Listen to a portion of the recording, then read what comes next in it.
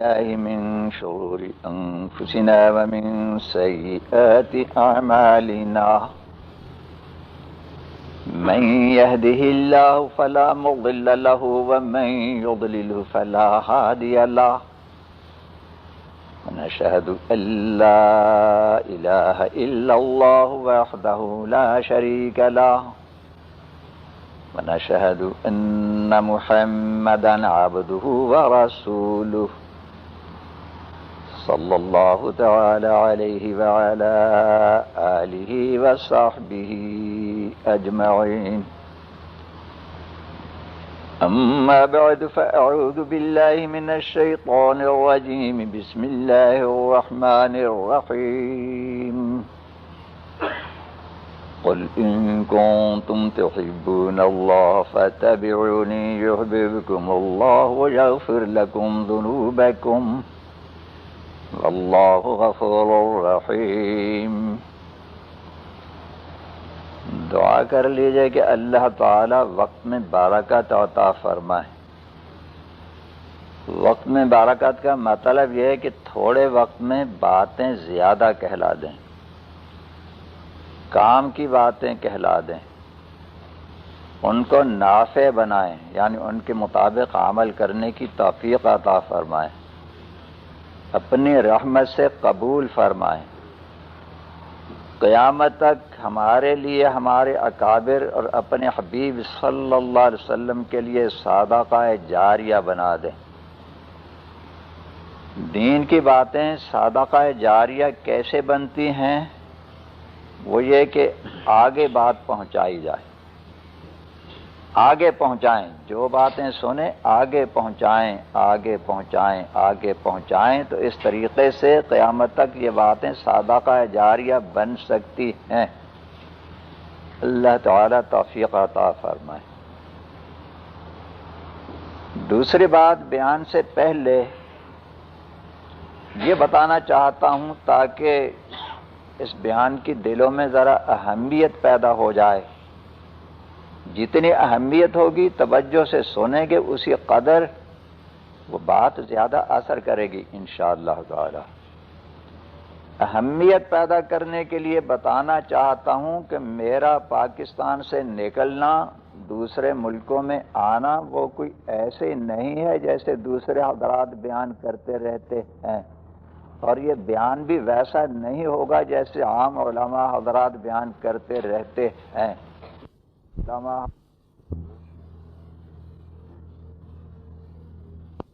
اللہ نے مجھے ایک خاص مہم پر نکالا، خاص مہم، اس پر میرے اللہ نے نکالا ہے۔ میں نے پوری زندگی گزار دی اپنے دارالافتاء والارشاد میں بیٹھ کر، پوری زندگی تو وہاں گزار دی۔ پاکستان میں بھی کسی شہر میں لوگوں کے اصرار کے باوجود میں کہیں نہیں گیا بیان کرنے،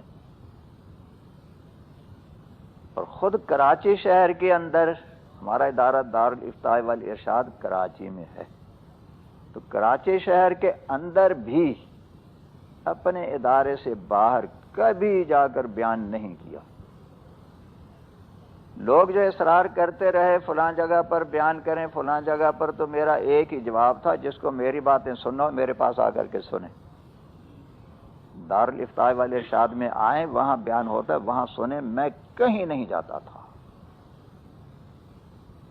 کیوں نہیں جاتا تھا؟ اس لیے کہ اللہ تعالی اپنے دین کے قوانین کی حفاظت، ان کی ترتیب، اس کا کام، ان کی ترتیب، تدوین، تصنیف، وہ کام اللہ تعالیٰ لے رہے تھے، اپنی رحمت سے قبول فرمائے، اور وہ کام اتنا اہم ہے کہ ایک جگہ پر جم کر بیٹھنے کے سوا وہ ہو نہیں سکتا، اس لیے میں کہیں نہیں جاتا تھا۔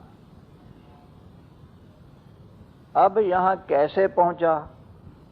تقریباً 1 سال پہلے سے دل میں درد اٹھتے رہے، درد اٹھتے رہے، درد اٹھتے رہے کہ اللہ کی بعض نافرمانیاں ایسی ہیں کہ آج کے مسلمانوں نے ان کو گناہوں کی فہرست ہی سے نکال ڈالا ہے، حالانکہ وہ بہت بڑے گناہ ہیں، بہت بڑے گناہ۔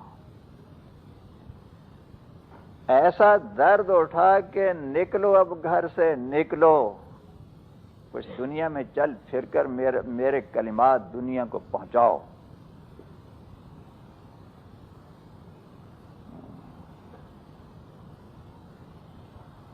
اس نے مجھے گھر سے نکالا ہے، یہ درد ہے بدگماں، کچھ دیکھنے کی چیز گر ہوتی میں رکھ دیتا تیرے آگے کلیجہ چیر کر اپنا۔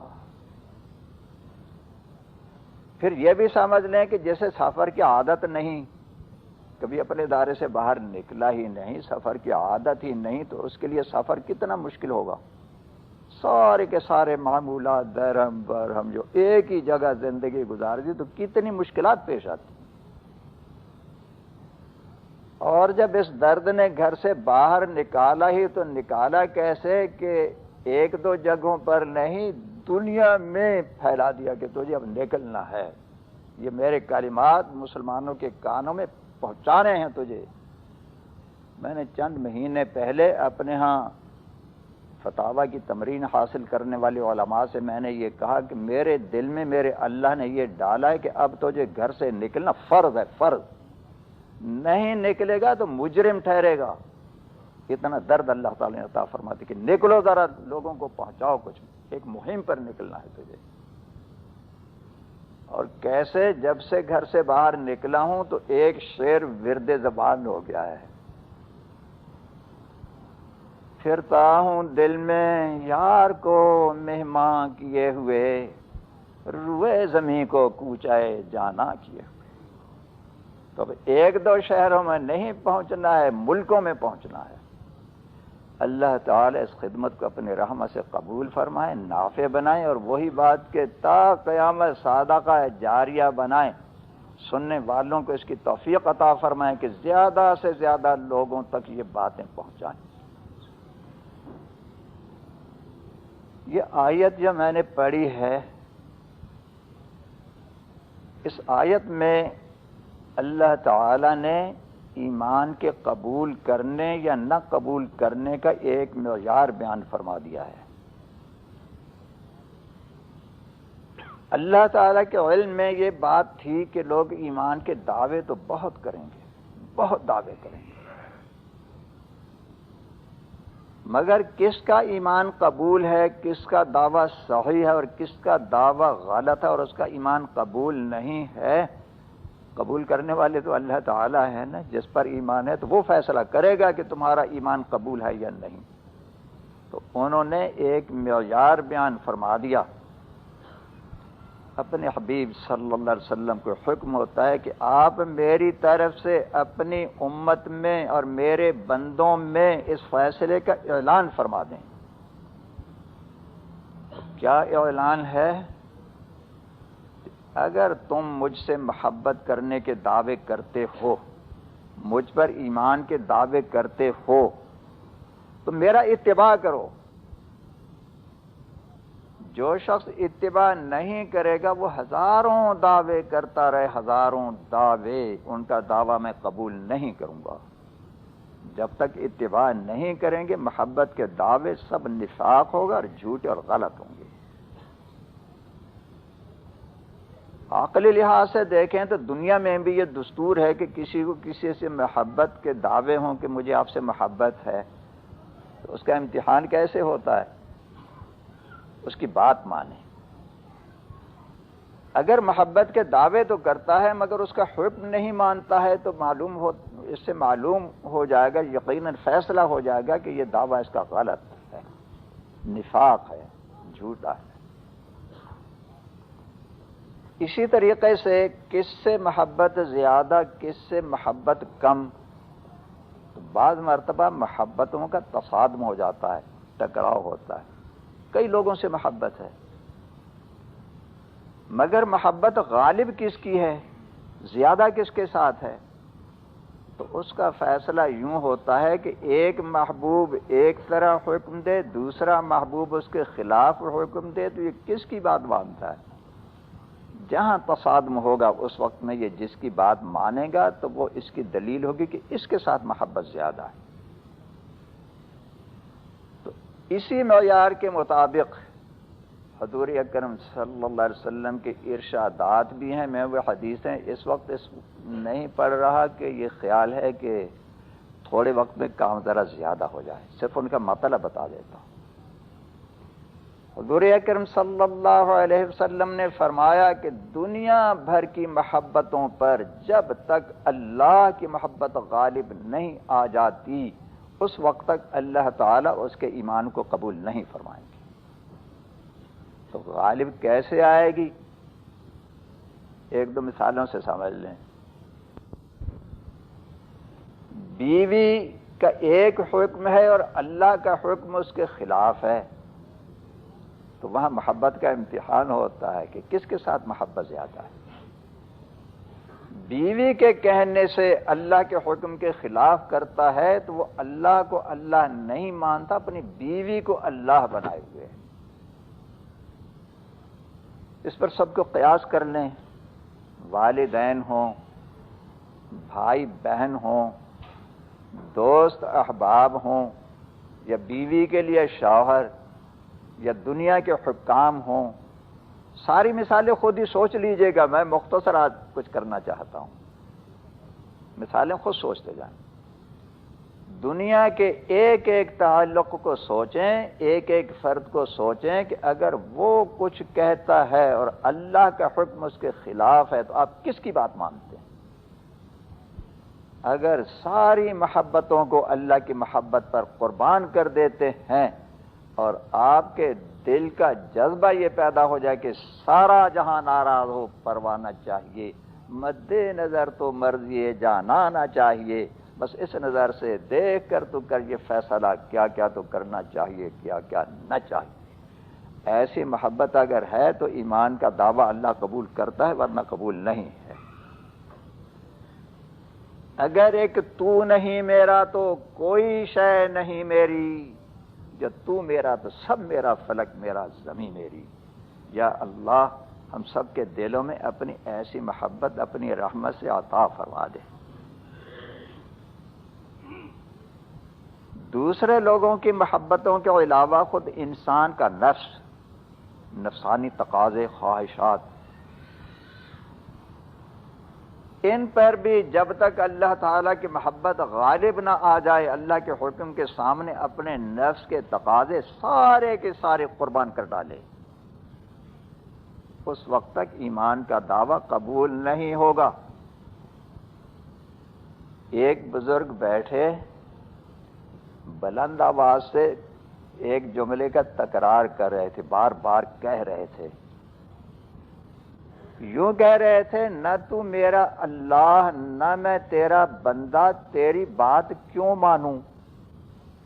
پھر یہ نہیں کہ ایک بار کہہ کے ختم کر دیا، بلند آواز سے کہتے چلے جا رہے ہیں، نہ تو میرا اللہ نہ میں تیرا بندہ، تیری بات کیوں مانوں؟ کچھ لوگوں نے سن لیا، پکڑ کر حاکم کے پاس لے گئے۔ اس زمانوں میں تو مسلمانوں کی حکومت تھی تو کوئی بات اسلام کے خلاف ہرگز برداشت نہیں کی جاتی تھی، اور ایسا کفر اس پر تو فوراً اس قتل کی سزا، فوراً۔ حاکم کے پاس لے گئے کہ یہ ایسا کفر بک رہا ہے۔ حاکم نے پوچھا کہ کیا بات ہے بتاؤ۔ اس نے کہا کہ میں تو اپنے نفس سے کہہ رہا تھا، میرا نفس کسی گناہ کا حکم دے رہا تھا، میں اپنے نفس سے کہہ رہا تھا کہ ارے مردود خبیث، نہ تو میرا اللہ نہ میں تیرا بندہ، تیری بات کیوں مانوں؟ وہ میرا اللہ، میں اس کا بندہ، میں بات مانوں گا تو اس کی مانوں گا، تیری بات کیوں مانوں؟ تو میرا اللہ تھوڑا یا میں تیرا بندہ تھوڑا ہی کہ تیری بات مانوں؟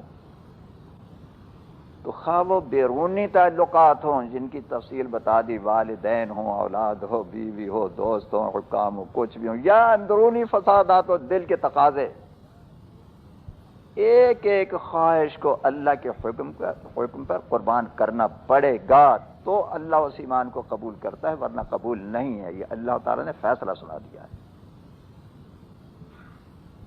تو اب دیکھنا یہ ہے کہ آج کل کا مسلمان اس لحاظ سے مسلمان ہے یا نہیں، اپنے تقاضے، تعلقات اور تمام تر دنیا کی محبتوں پر اللہ کی محبت کو غالب کرتا ہے یا نہیں؟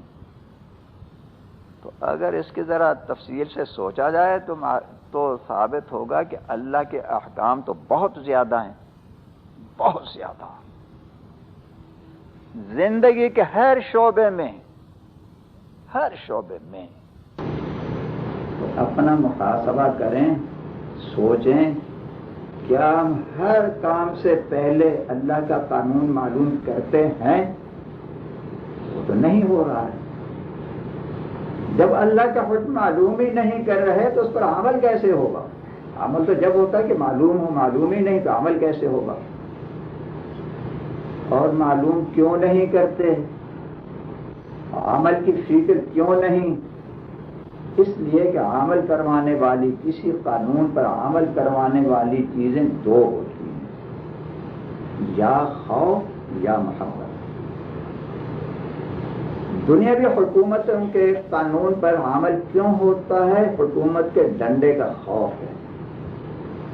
گاڑی کہیں خلاف قانون لگا دی یا خلاف قانون چلائی تو پکڑے جائیں گے، جرمانہ ہوگا یا اور کوئی سزا ہوگی۔ خوف قانون پر عمل کرواتا ہے۔ اور کسی محبوب کی بات انسان مانتا ہے، اس کی نافرمانی نہیں کرتا تو محبت کام کرواتی ہے، محبت۔ تو دنیا میں بھی یہ دستور ہے کہ جس کے ساتھ محبت ہوتی ہے انسان اس کی بات مانتا ہے۔ محبت کے کتنے دعوے کرتا رہے، کتنے دعوے، مگر اس کی بات نہیں مانتا تو احمق سے احمق بھی یہ فیصلہ کرے گا کہ یہ منافقانہ دعویٰ کر رہا۔ محبت ہوتی تو عمل کیوں نہیں کرتا، اس کی بات مانتا کیوں نہیں؟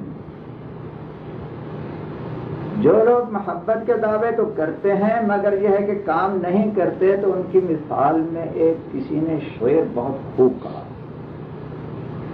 ہم فراق یار میں گھل گھل کے ہاتھی ہو گئے، ہم فراق یار میں گھل گھل کے ہاتھی ہو گئے، اتنے گھلے رستم کے ساتھی ہو گئے۔ ارے واہ دوست میرے دوست، تجھ سے اتنی محبت ہے، اتنی محبت ہے، گھولا جا رہا ہوں مگر یہ کہ تیری بات ایک بھی نہیں مانتا، اور گھولا کتنا جا رہا ہوں، گھل گھل کے ہاتھ ہو رہا ہوں، پھر آپ یار میں گھل گھل کے ہاتھ۔ تو خود سوچئے ذرا انصاف سے، دلوں میں متوجہ ہو کر سوچئے کہ کیا دنیا میں ایسی محبت کو کوئی قبول کرے گا کہ اور بتائے گا کہ واقعہ محبت ہے؟ تو عمل کو کرواتا ہے یا خوف، ڈنڈے کا خوف، یا محبت؟ اللہ تعالی کی طرف سے اللہ تعالی کی عظمت، نافرمانی پر عذاب کا خوف، اس کے لیے اللہ تعالیٰ ایک ایک بدعملی پر، ایک ایک گناہ پر کوئی ڈنڈا لگا دے فوراً۔ ادھر گناہ کیا، ادھر کوئی ڈنڈا لگے، آسمان سے کوئی ڈنڈا برسایا، یا جبریل علیہ السلام کر فوراً ڈنڈا لگا دیا، دیکھو تم نے یہ گناہ کیا تھا، یہ اس کا ڈنڈا ہے۔ ایسے تو اللہ تعالیٰ کرتے نہیں، اس لیے کہ نبوت ختم ہو چکی ہے۔ اللہ باتیں تو انبیاء کرام علیہ السلام سے کرتے ہیں نا کہ یہ جرم ہو، یہ اس پر ڈنڈا لگا، یہ جرم اس پر ڈنڈا لگا۔ ایک ایک آدمی سے اللہ تعالیٰ بات کرے یا جبریل علیہ السلام اترے بات کرے، ایسا تو نہیں ہوگا۔ البتہ قرآن کریم میں اور حضور اکرم صلی اللہ علیہ وسلم نے احادیث میں بار بار اس کا اعلان فرمایا، بار بار اعلانوں پر اعلان، فیصلوں پر فیصلے۔ وہ یہ کہ اللہ تعالیٰ نافرمانوں کو دنیا میں کبھی بھی سکون سے نہیں رہنے دیں گے، ڈنڈے لگتے رہیں گے، عذاب کے کوڑے لگتے رہیں گے، لگتے رہیں گے، لگتے رہیں گے۔ نافرمان کبھی بھی سکون سے نہیں رہ سکتے۔ اس پر اللہ تعالیٰ کی طرف سے کئی آیتیں ہیں اور حضور اکرم صلی اللہ علیہ وسلم کی کئی حدیثیں ہیں، ایک دو چیز میں بتا بھی دیتا ہوں، کئی فمن اعرض عن ذکری فإن له معیشۃ ضنکا ونحشره یوم القیامة اعما قال رب لم حشرتنی اعما وقد كنت بصیرا قال كذلك أتتك آياتنا فنسيتها وكذلك اليوم تنسى. فیصلہ سنا رہے ہیں کہ جو شخص بھی میرے حکم کی مخالفت کرے گا، میری نافرمانی کرے گا، میرا حکم نہیں مانے گا، فإن له معيشة ضنكا. عربی لغت میں ان کا لفظ تاکید کے لیے ہوتا ہے، یقین دلانے کے لیے. تو یقین کر لو میں اس کی زندگی اس پر تنگ رکھوں گا، سکون اس کے قریب نہیں آنے دوں گا. معیشتاً یہ نکرہ ہے، عربی قوانین والے علماء جو ہیں وہ جانتے ہیں. معیشتاً نکرہ، پھر ضنکاً کے معنی تنگ، پھر وہ بھی نکرہ، تو وہ 4 بار فرما دیا. اور ان تاکید کے لیے یقینی فیصلہ سن لو، یقینی جس نے میری نافرمانی کی دنیا میں اس کی زندگی اس پر تنگ تنگ تنگ تنگ رکھوں گا، سکون اس کے قریب نہیں آئے گا، سکون نہیں ملے. پوری دنیا کی حکومت مل جائے، ایسی ہزاروں دنیا اور پیدا کر کے ان کی حکومت اس کو دے دوں، قارون کے خزانے دے دوں، ان سے ہزاروں گنا زیادہ دے دوں، اس کے باوجود فیصلہ میرا یہ ہے کہ سکون نہیں دوں. اس کے دل میں کبھی بھی سکون نہیں دوں گا. یہ اللہ تعالیٰ کا فیصلہ ہے. فَإِنَّ لَهُ مَعِيشَةً ضَنكًا وَنَحْشُرُهُ يَوْمَ الْقِيَامَةِ أَعْمَىٰ. دنیا میں تو جہنم میں یوں جلے گا کہ سکون میں ہر وقت پریشان. آخرت میں اس کو اندھا کر کے اٹھایا جائے گا، حشر اس کا اندھا ہوگا. اس کو قال رب لم حشرتني أعمى وقد كنت بصيرا. وہ کہے گا یا اللہ دنیا میں تمہیں دینا تھا، دینا دیکھتا تھا، اندھا نہیں تھا، آج مجھے اندھا کر کے کیوں اٹھایا؟ اللہ تعالیٰ جواب میں فرمائیں گے کہ تو دنیا میں میرے احکام سے اندھا ہو گیا تھا، دنیا میں میرے احکام سے اندھا تھا، میری باتیں نہیں مانتا تھا، میری نافرمانی کرتا تھا. آج اس کی پہلی سزا حشر میں. دنیا میں تو سزائیں تجھ پر آتی رہیں، تجھ پر گزری ہیں سزائیں، کوڑوں پر کوڑے تجھ پر برستے رہے. آج پہلا کوڑا، پہلی سزا یہ کہ تیرا حشر تجھے اندھا کر کے کیا گیا ہے. اور آگے آگے دیکھیے ہوتا ہے کیا، آگے دیکھ لیں کہ کیا حشر ہوتا ہے. تو کوڑے تو اللہ تعالیٰ کے لگ رہے ہیں. دنیا بھر میں مسلمانوں پر کیا گزر رہی ہے سب کو معلوم ہے، کیا گزر رہی ہے دنیا بھر میں، کیسی کیسی مصیبت، کیسی کیسی مصیبت. ان سے قطع نظر نافرمان لوگوں کے حالات کو دیکھیں تو گھروں میں بھائی بھائی کی لڑائی، بھائیوں بہنوں میں لڑائی، میاں بیوی میں لڑائی، والدین اور اولاد میں لڑائی، سیٹھ اور ملازم میں لڑائی، ہر جگہ پر لڑائی ہی لڑائی، لڑائی، جھگڑے فساد، جھگڑے فساد، جھگڑے فساد. یہ تو مصیبتیں ہیں آپس میں ایک دوسرے سے. اپنے طور پر کسی کو کوئی بیماری، کسی کو کوئی پریشانی، کسی کو کوئی پریشانی. یہ دنیا پریشانی کا گھر، غم کدہ بنا ہوا ہے. کیسے کیسے عذاب.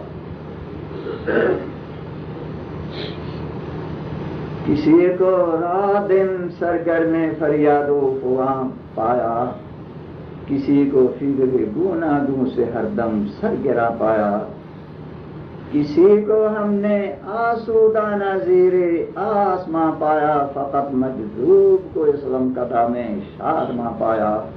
غموں سے بچنا ہو تو آپ کا دیوانہ بنوا. جب تک اللہ تعالیٰ کے ساتھ محبت کا تعلق پیدا نہیں کرتے، اور ایسی محبت جو نافرمانی چھڑاتی. اگر نافرمانی نہیں چھڑاتی وہ تو محبت کا دعوے غلط ہے. اس وقت تک دنیا میں کبھی بھی سکون نہیں مل سکتا، پریشانی ہی پریشانی ہوگی، پریشانی ہی. نافرمانی چھوڑے بغیر جو لوگ یہ چاہتے ہیں کہ ہمیں کچھ تدبیریں اختیار کرنے سے سکون مل جائے، خواہ وہ دنیاوی تدبیریں ہوں، کسی سے سفارش کروا لی اور کوئی تدبیریں، یا یہ کہ وظائف اور اوراد پڑھنے اور تعویذ وغیرہ لینے کرنے کی تدبیر اور ختم خواجہ ختم یاسین یا فلاں خاتم یا فلاں خاتم کرا کر وہ تدبیریں، تو اللہ کا فیصلہ تو یہ ہے کہ جب تک میری نافرمانی نہیں چھوڑو گے تم دنیا بھر کی تدبیریں کر لو، دنیا بھر کی، عذاب سے نجات نہیں دوں گا دنیا میں بھی، آخرت بعد کی بات، دنیا میں بھی عذاب سے نہیں بچ سکتے۔ گدھے کی دم کے نیچے کانٹا لگ گیا تو درد ہوا، اس نے تدبیر کی، درد ختم کرنے کی تدبیر، گدھے نے کیا تدبیر کی کہ زور سے رانگوں پر دم لگائی، وہ کانٹا اور اندر، گدھا ہے نا گدھا، کسی انسان کو کانٹا لگتا اگر وہ خود نہیں نکال سکتا تو کسی دوسرے کے پاس چلا جاتا، ڈاکٹر کے پاس، بھائی ڈاکٹر صاحب یہ کانٹا نکال دو، نکال دیتا، آرام آ جاتا، مگر یہ تو گدھا ٹھہرا، اس کو اتنی عقل کہاں کہ کسی انسان سے جا کر نکلوا دے، وہ تدبیر کرتا ہے، کانٹا نکالنے کی تدبیر کرتا ہے اپنے خیال کے مطابق، خود وہ بنا ہوا ہے، ڈاکٹر بنا ہوا ہے، آپریشن کرنے کے لیے خود ہی آپریشن کرا، تو لگائی زور سے، وہ کانٹا والا درد بڑھ گیا، پھر دم لگائی تو اور اندر، پھر جتنی بار دم لگاتا ہے اور اندر اور اندر اور اندر، بتائیے اس کے درد کا علاج ہو سکتا ہے؟ ایسے تو علاج نہیں ہوتا، جتنا تڑپو گے جال کے اندر، جال گھسے گا کھال کے اندر، اللہ کو راضی کیے بغیر، اللہ کی نافرمانی چھوڑے بغیر جتنی تدبیریں کرو گے، جتنی کرو گے، جال گھسے گا کھال کے اندر، نجات نہیں ہو سکتی۔ یہ اللہ تعالیٰ کے فیصلے ہیں، قرآن کریم میں بار بار ان فیصلوں کو دہرایا۔ ہو سکتا ہے کہ کسی کے خیال میں یہ بات آئے کہ ہم نے تو کوئی وظیفہ پڑھا تھا یا کسی پیر صاحب سے تعویذ لیا تھا تو ہمارا کام تو ہو گیا تھا، یہ خیال بہت سے لوگوں کے ذہنوں میں آ سکتا ہے۔ ہم پر کوئی تکلیف آ گئی تو ہم نے ختم خواجہ کروایا تھا تو وہ جاتی رہی، ہم پر کوئی تکلیف آ گئی تو ختم یاسین کرایا تو وہ ٹھیک ہو گیا، ہم پر کوئی تکلیف آ گئی تو چیل کاف پڑھ لیا ٹھیک ہو گئی، اور کسی سے تعویذ لے لیا تو ٹھیک ہو گیا۔ ہو سکتا ہے کہ ایسے خیال پیدا ہوتے ہوں گے کہ ہمارا تو تجربہ ہے کہ ٹھیک ہو گئے۔ تو پہلے تو ایک بات سوچنے کے لیے پہلے ایک بات بتا دوں، جب اللہ اعلان کر رہا ہے کہ میں کبھی عذاب سے نجات نہیں دوں گا، کچھ بھی کر، جو میری نافرمانی چھوڑے گا وہ دنیا بھر کی تدبیریں کر لے، میں نافرمان کو عذاب سے نجات ہرگز نہیں دوں گا، دنیا کا عذاب، دنیا کی جہنم سے نجات نہیں دوں گا۔ تو یہ پھر جو ہو جاتا ہے تو کیوں ہوتا ہے؟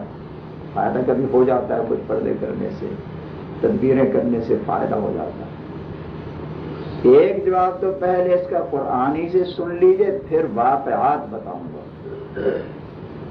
قرآن کریم میں اللہ تعالیٰ نے فرمایا کہ نافرمانوں کے مطالبات اگر میں پورے کر دیتا ہوں، ان کی دعائیں قبول کر لیتا ہوں، ظاہراً وہ تکلیف ان سے ہٹا لیتا ہوں اور کوئی رحمت اور نعمت دے دیتا ہوں، وہ حقیقت یہ ہے کہ چند ہی دنوں کے بعد پتہ چلے گا کہ وہ نعمت نہیں، وہ بھی عذاب ہی۔ بظاہر جو چیز نعمت معلوم ہو رہی تھی وہ دراصل عذاب ہی ہو رہی۔ قرآن کریم میں یہ فیصلہ سنایا کہ نافرمانوں کو مال دیتا ہوں تو اس مال کو ان کے لیے عذاب بنا کر دیتا ہوں، اولاد دیتا ہوں تو اس کو ان پر عذاب بنا کر کے دیتا ہوں، عذاب۔ یہ تو اللہ تعالیٰ کا فیصلہ ہوا۔ اب ذرا دنیا میں چل پھر کر حالات کا اندازہ لگا کر تو کچھ تجربہ کر کے دیکھیں، تجربے ہو تو رہے، سب کو تجربے ہو رہے، مگر وہ ذرا متوجہ کرنے کی بات ہوتی ہے. میں ذرا تھوڑی سی توجہ دلانا چاہتا ہوں. تجربے تو ماشاء اللہ آپ لوگوں کو مجھ سے بہت زیادہ ہو گئے. ایک شخص ہٹا کٹا موٹا تازہ وہ کہیں بیٹھا ہوا کسی دیوار کے ساتھ ٹیک لگا کر تو یہ وظیفہ جپ رہا تھا، یا اللہ گھوڑا دے دے، یا اللہ گھوڑا دے دے، یا اللہ گھوڑا دے دے. گھوڑا نہیں دیتا تو گھوڑے کا بچہ ہی دے دے. ایسے وظیفہ پڑھ رہا تھا، موٹا تازہ اچھا خاصا. کسی پیر سے بتا دیا ہوگا کہ یہ وظیفہ پڑھ تو گھوڑا مل جائے گا. سڑک میں بیٹھا ہوا دیوار سے ٹیک لگا کر پڑھ رہا. ادھر کو کسی سپاہی کا گزر ہوا گھوڑی پر، اس کے گھوڑی نے بچھیرا دیا. اب اس کو استقبال کیسے پہنچائیں؟ ادھر سے آواز آئی یا اللہ گھوڑا دے دے. اس نے دیکھا یہ اچھا خاصا موٹا دادا مستعد بیٹھا ہوئے، یا اللہ گھوڑا دے دے. سپاہی نے جا کر ایک چابک لگایا، چلو. وہ بچھیرا اٹھا کر استقبال میں پہنچا. اس نے بچھیرا اٹھایا، جا رہا ہے، ساتھ یہ کہہ رہا ہے یا اللہ یا اللہ یا اللہ تو دعا سنتا تو ایسا سمجھتا نہیں. میں نے گھوڑا مانگا تھا نیچے کے لیے، تو نے اوپر چڑھا دیا. یا اللہ دعا سنتا تو ایسا سمجھتا نہیں. غور کیجئے یہ شخص کافر ہوا یا نہیں ہوا؟ جس کا یہ خیال ہو کہ اللہ دعا سمجھتا نہیں، کافر ہو گیا نا، مرتد ہو گیا، کافر ہو گیا. مگر آج کے مسلمانوں کے حالات کو دیکھا جائے، جو اللہ کی نافرمانی چھوڑے بغیر یہ سمجھتے ہیں کہ دنیا میں سکون مل جائے گا اور ہماری دعا قبول ہو جائے گی، وہ اس سے زیادہ گمراہ ہیں. اس شخص سے زیادہ. کیسے؟ کوئی وظیفہ پڑھ لیا، دعائیں کر لیں، اور اللہ کی نافرمانی چھوڑی نہیں. جس سے دعا مانگ رہے ہو، جس کو درخواست دے رہے ہو، جس کے قبضے میں سب کچھ ہے، راحت اور سکون یا مصیبت اور عذاب جس کے قبضے میں ہے، اس سے مانگ رہے ہیں، نافرمانی چھوڑتے نہیں. تو اب جب وہ پھر کوئی وہ ایسے ہوتا ہے اور جب وہ چیز ملنے کے بعد پھر وہ بجانے لگتے، الٹی مصیبت بن جاتی ہے، تو پھر یہ وہی کہے گا نا یا اللہ تو سنتا تو سمجھتا نہیں. گھوڑا مانگا تھا نیچے کے لیے، تو یہ پکڑا. اور تھوڑی سی وضاحت کر دوں. ایک شخص نے وظیفے پڑھا کر کہ بیوی کی بہت اچھی سی فرما بردار بیوی ملے. تعویذ بھی لیے ہوں گے، بھی پڑھے ہوں گے، اپنا خواجہ وغیرہ بھی بہت کچھ کروا دیا، بیوی اچھی سی مل جائے، تابع دار. شادی ہو گئی. کہیں بارش کے دن میں پکوڑے نکالنے کا خیال آیا کہ آج پکوڑے نکالیں. تو بیوی نے پکوڑے نکالنے شروع کیے. شوہر صاحب بھی پاس ہی بیٹھ گئے، وہ نکال رہی ہے، یہ بیٹھ گئے. جیسے ایک آدھ پکوڑا باہر نکالا تو اسے کھانے شروع کر دیے. اتنا تحمل کا نافرمانوں میں اتنا تحمل تو ہوتا نہیں، تو وہ پکوڑے نکالی اس نے ساتھ ہی کھانے شروع کر دیے. بیوی کو خیال ہوا کہ ایسے میں تو پکوڑے نکالتی تھک جاؤں گی اور یہ سارے یہی کھا جائے گا. اس نے بھی ساتھ کھانے شروع کر دیے. کھاتے کھاتے درمیان میں اختلاف ہو گیا. شوہر کہتا ہے تو زیادہ کھا گئی، بیوی کہتی ہے تو زیادہ کھا گیا. وظیفے پڑھ کر، دعائیں کرا کر، سفارشیں کرا کر، بیوی نے بھی معلوم نہیں کتنے وظیفے پڑھے کہ شوہر کو اچھا سا ملے، شوہر نے کتنے پڑھے کہ بیوی کو اچھی سی ملے. کہتے ہیں نا کہ یہ مرحلہ تو بہت نازک ہوتا ہے شادی کا. بہت انتہائی کوششیں کر کے بیوی کو شوہر کیسا ملا، شوہر کو بیوی کیسی ملی، وہ لڑائی ہو گئی. پکوڑے کھانے پر لڑائی ہو گئی. وہ کہتی ہے تو زیادہ کھا گیا، وہ کہتا ہے کہ تو زیادہ کھا گئی. شوہر کا آیا غصہ. وہ کہتا ہے کہ یا تو میں مر جاؤں، آگے کیا کہنے والا تھا کہ یا تو مر جائے، مگر جیسے اس نے کہا یا تو میں مر جاؤں، بیوی نے گرم کرچھلی تیل سے نکالی اور اٹھا کر کہتی ہے یا کون، یا بھی میں مر جاؤں. کیسے کہ یا تو مر جائے؟ اگر کہتا کہ یا تو مر جائے تو گھر میں کرچلی سے بھرتا بنا دیتی ہے. اللہ کے نافرمانوں کو نعمت ملتی ہے تو اللہ گھوڑا پر نیچے نہیں دیتا، اوپر چڑھاتا اوپر.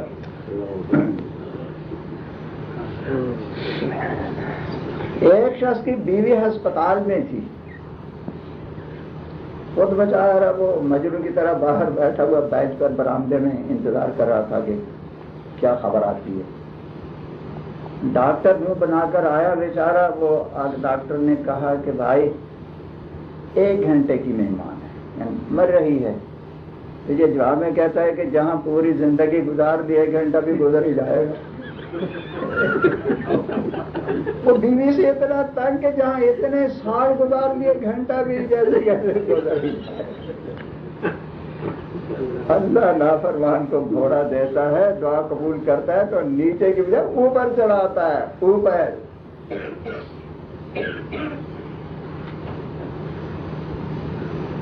مچھلی نے کوئی وظیفے پڑے وسعت رزق کے.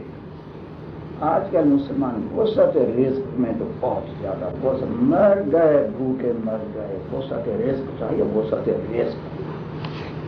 سب سے بڑی پریشانی آج کل یہ ہے کہ رزق نہیں ہے، رزق نہیں ہے، رزق نہیں ہے. مچھلی نے کسی پیر سے وظیفہ معلوم کر دیا وسعت رزق کا، اس نے بتا دیا کہ ایسے ایسے کرو کچھ. تو وہ ابھی 1-2 دن ہی پڑا تو ایک شکاری، مچھلیوں کا شکاری، کانٹے میں بوٹی لگا کر چلا گیا، ڈوری پھینکی، مچھلی لپکی اور سمجھی کہ ماشاء اللہ ہمارے پیر صاحب نے جو وظیفہ بتایا وسعت رزق کا، وہ تو ایسا اکسیر کہ ابھی 1-2 دن ہی پڑا، دیکھیے رزق برس رہا. جھپٹی اندر جب اس کو نگلا تو کانٹا اس کا اٹکا حلق میں. شکاری نے ڈوری کھینچ کر باہر کنارے پر ماری، لے جا کر تلنے لگا. تو کیا کہتے یا اللہ گھوڑا مانگا تھا نیچے کے لیے، تو نے تو اوپر چڑھا.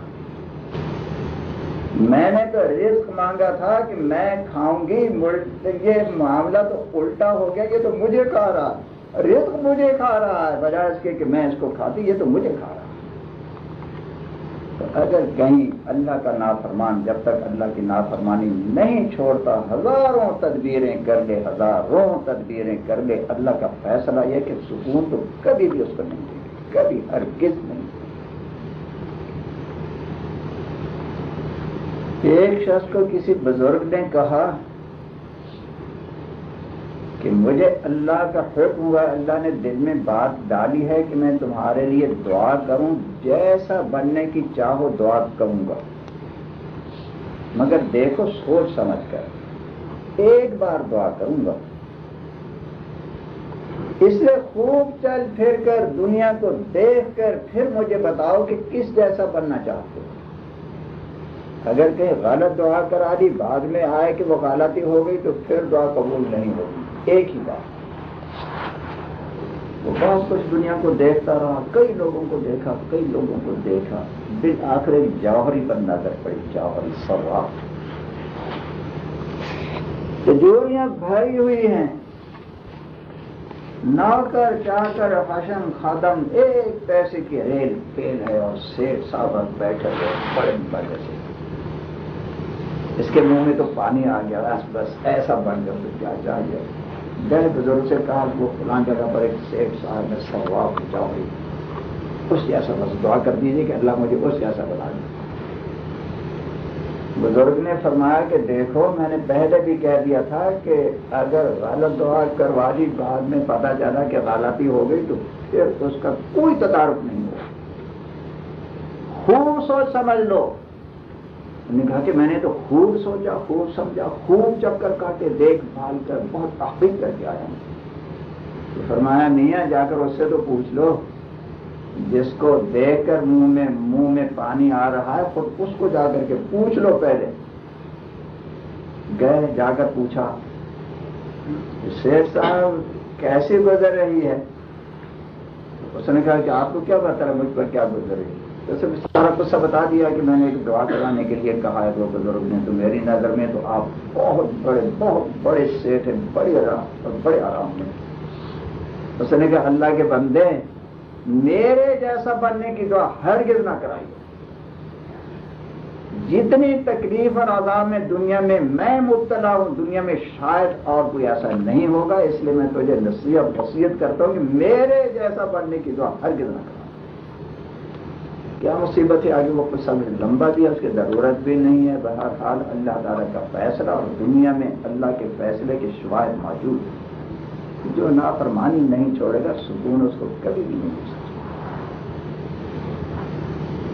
سکون کا نسخہ اللہ تعالیٰ بیان فرماتے ہیں، دلوں کے سکون کا نسخہ اللہ بیان فرماتے ہیں. الا ان اولیاء اللہ لا خوف علیہم ولا هم يحزنون الذین آمنوا وكانوا يتقون لهم البشرى في الحیاة الدنیا وفی الآخرة لا تبدیل لکلمات اللہ ذلك هو الفوز العظیم. الا آیت کا شروع میں الا کا مطلب یہ ہے کہ یہ فیصلہ جو سنانے والا ہوں اس کو خبردار ہو کر سنو، خبردار ہو کر سنو. بہت اہم بات سنانے والا میرا اللہ کہہ رہا ہے. ان کے معنی یقینی بات ہے. آج میں یہ بات کروں گا بہت یقینی پکی بات، اس کے خلاف کبھی نہیں ہوگا. وہ کیا کہ جو لوگ اللہ کے دوست ہیں، اللہ کے دوست کے معنی وہی جو پہلی آیت میں بتا دیا کہ اگر تمہیں میرے ساتھ محبت ہے تو میرا اتباع کرو. دلوں میں محبت ہے اور محبت کے مطابق اس کی دلیل بھی موجود ہے کہ اتباع کرتے ہیں. کوئی ایک حکم بھی ایسا نہیں جس سے کہ یہ انکار کرے اور نافرمانی کرے. پورا اللہ تعالیٰ کا جو لوگ اتباع کرتے ہیں ان کے بارے میں فرمایا میرا یہ فیصلہ ہے لا خوف علیہم ولا هم یحزنون. دنیا میں کوئی خطرہ، کوئی خوف، کوئی غم ان کے دل کے قریب میں نہیں پیدا کرے. سکون دوں گا، سکون دنیا میں.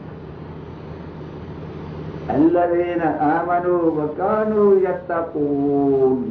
میرے دوست، میری محبت والے وہ لوگ ہوتے ہیں کہ ایمان لانے کے بعد پھر میری نافرمانی سے بچتے ہیں، ہر قسم کے گناہ چھوڑتے ہیں، کسی گناہ کے قریب نہیں جاتے، کوئی نافرمانی نہیں کرتے. وہ لوگ ہوتے ہیں جن کے محبت کے دعوے سچے ہیں. لہم البشریٰ فی الحیاۃ الدنیا وفی الآخرہ. جو لوگ میری اطاعت کرتے ہیں تو دنیا میں بھی میں ان کو خوش رکھتا ہوں. میرے بندو خوش رہو. دنیا میں بھی اور آخرت میں تو خوشی ہوگی. لا تبدیل لکلمات اللہ. یہ جو ہم نے فیصلہ فرما دیا یہ فیصلہ کبھی بھی تبدیل نہیں ہو سکتا، کبھی بھی. اٹل فیصلہ، قطعی فیصلہ. ذلک هو الفوز العظیم.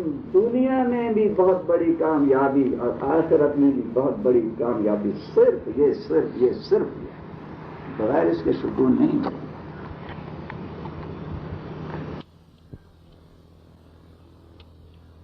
جس کے دل میں اللہ کی محبت نہیں، جس کے دل میں اللہ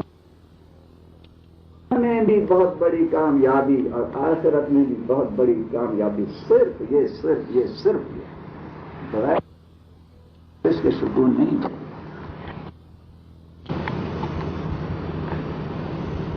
جس کے دل میں اللہ کی محبت ہو، اللہ کی نافرمانی سے بچتا ہو، اسے اگر بظاہر کوئی تکلیف پہنچتی بھی ہے تو وہ کیا کہتا ہے؟ ہمدم جو مصائب میں بھی ہوں میں خوش و خرم. دیتا ہے تسلی کوئی بیٹھا میرے دل میں.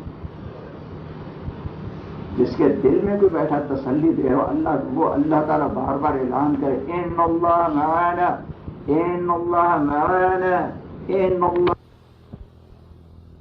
مع الذین آمنوا، ان اللہ مع الذین اتقوا والذین هم محسنون. پتا ہے وہ شوق جو ہنستا میرے دل میں، جب ادھر توجہ ہو جاتی ہے تو وہ روتے ہوئے بھی ہنس دیتا ہو، روتے ہوئے بھی ہنس دے تو ایک دم کھلکھلا کر ہنس دے تو آتا ہے وہ شوق جو ہنستا ہے۔ تو کفر سے تنہائے تیری نیم نگاہی، نکلا بھی نہیں چیز کہ بیٹھا میرے دل میں، وہ پردہ نشین، وہ پردہ نشین، وہ پردہ نشین، وہ پردہ نشین تیرے اس ناز کے قربان، پنہا میری آنکھوں سے عبیدہ میرے دل میں۔ جس کو اپنا محبوب دل میں، ہر وقت جو اپنے محبوب کو دل میں بغل میں پا رہا ہے، وہ پریشان ہو کیسے سکتا ہے؟ تو کبھی بھی پریشان نہیں۔ کوئی شخص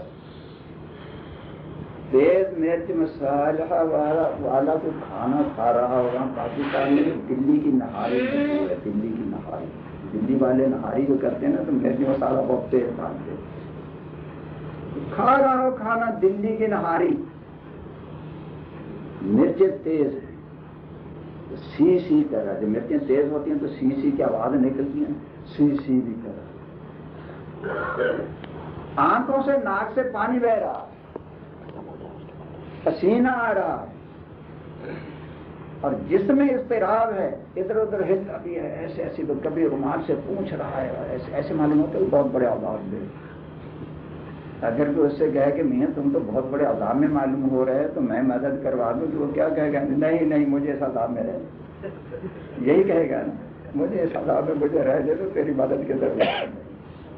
دیکھنے والے توجہ کے مصیبت میں وہ یہ کہتا ہے کہ ہم دم جو مصائب میں بھی رہتا ہوں میں خوش و خرم، ہم دم جو مصائب میں بھی ہوں میں خوش و خرم، دیتا ہے تسلی کوئی بیٹھا میرے دل میں۔ دوسری مثال یہ دے دے کہ کوئی شخص جا رہا ہو، پیچھے سے کسی نے آ کر بغل میں لے لیا اچانک، اس نے جو مڑ کر دیکھا تو وہ ایسا شخص ہے کہ اس کا دشمن ہے، وہ اس کو دھمکیاں دیتا رہتا تھا کہ جب بھی کہیں تو مجھے ملا تو میں تجھے جان سے ختم کر دوں، جانی دشمن۔ یہ کتنا پریشان ہو، پریشان ہو، اچانک آ کر بغل میں لے لیا، اس نے دبوچ لیا۔ اور دوسرا قصہ ایسے سمجھیں کہ کوئی شخص جا رہا تھا، اچانک آ کر پیچھے سے کسی نے گرفت میں لے لیا، مڑ کر دیکھا تو اس کا ایسا دوست کہ اس کی طالب میں یہ خود سر کرتا تھا کہ میرا دوست کہیں مل جائے، کہیں مل جائے، مل جائے، اس دوست نے آ کر خود ہی بغل میں لے لیا۔ کتنا خوش ہوگا، کتنا خوش ہوگا۔ نافرمان پر جب اللہ کی گرفت ہوتی ہے تو وہ دشمن کی گرفت ہے، اس لیے نافرمانیاں کر کر کے اللہ سے عداوت پیدا کرتی ہے، دشمن کی گرفت، اس لیے پریشان ہوتا ہے۔ اللہ کا محبوب جس نے اللہ تعالیٰ کی نافرمانیوں سے توبہ کر لی، بچ گیا، ہر قسم کی نافرمانی سے بچتا ہے، سب گناہ چھوڑ دیے، اس پر اگر کوئی تکلیف آتی ہے، مصیبت آتی ہے تو وہ سوچتا ہے کہ یہ تو دوست کی گرفت ہے، دوست کی محبت کی چوٹکی ہے، محبت۔ دوست اگر پکڑ کر دباتا ہے تو وہ تو یہ کہے گا کہ اور دباؤ ذرا، پسلی بھی ٹوٹ جائے کوئی بات نہیں، وہاں تو محبت کے تقاضے تو یہ ہو۔ بہرحال کہنے کا مقصد یہ ہے کہ دنیا میں اس کے تجربے ہیں کہ اگر محبوب کی طرف سے کوئی تکلیف پہنچتی ہے تو تکلیف نہیں ہوتی، اس تکلیف میں مزہ آتا ہے، لذت کی بات ہے، محبت کی چٹکی ہے۔ چھوٹے بچوں سے آپ لوگ معاملہ کرتے ہی رہتے ہوں گے، اپنا بچہ ہو اس کو اٹھا کر کبھی سینے کے ساتھ لے کر ذرا کچھ دبائیں، کتنا دبائیں کہ ذرا سی تکلیف بھی ہو، یا اس کے گال پر دانتوں سے کاٹے نشان بھی پڑ جائیں تو خواہ اس کی چیخ بھی نکل جائے، مگر اس کے بعد جیسے آپ نے چھوڑا تو فوراً کھل کھلائے گا، مچلے گا، ہنسے گا، ارے ابو، ارے ابو میرے باپ سبحان۔ تجربہ کیا ہوگا، بچوں کو کبھی محبت میں دباتے ہیں، کاٹتے ہیں، وہ جتنا کرتے ہیں اور مچلتا ہے۔ یہ ابو محبت کر رہا ہے، یہ امی محبت کرے، یہ بھائی محبت کرے، یہ بہن محبت کرے۔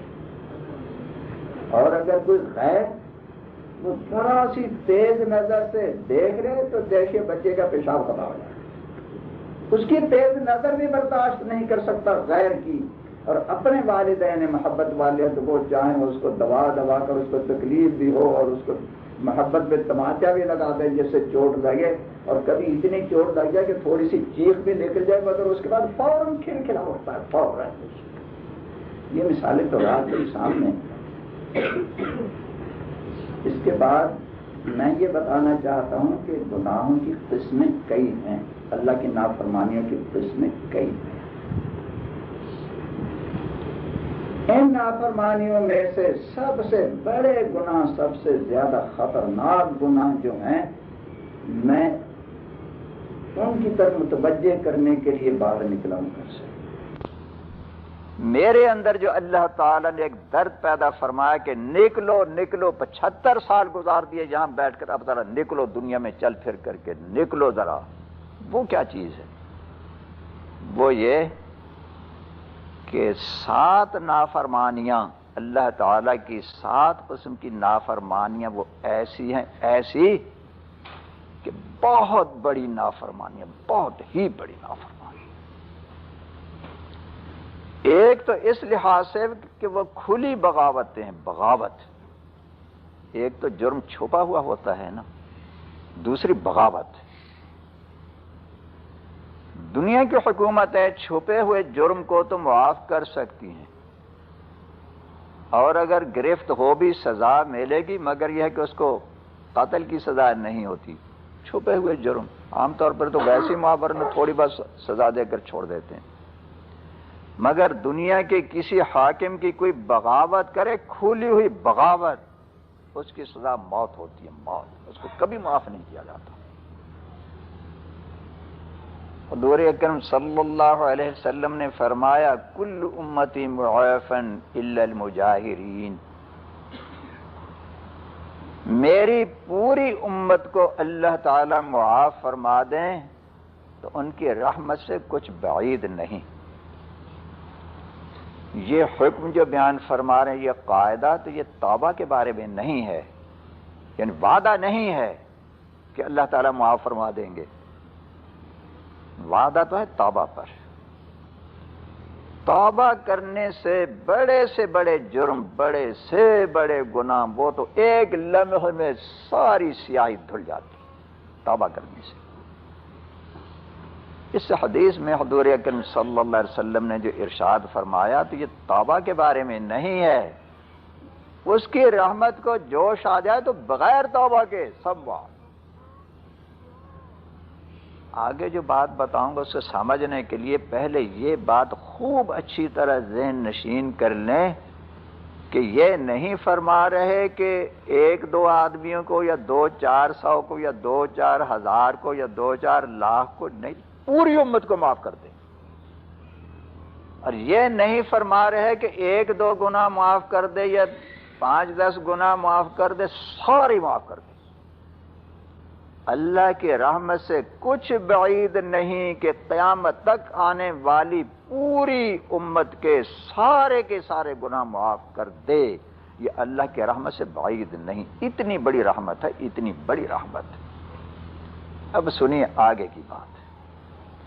فرمایا اتنی بڑی رحمت کے باوجود اللہ تعالی بغاوت کرنے والوں کو، کھلے ہوئے گناہ کرنے والوں کو، ایسے گناہ جن کو دوسرے بھی دیکھیں، کھلے ہوئے علانیہ گناہ، ان کو اللہ تعالی ہرگز ہرگز ہرگز کبھی معاف نہیں کرے گا.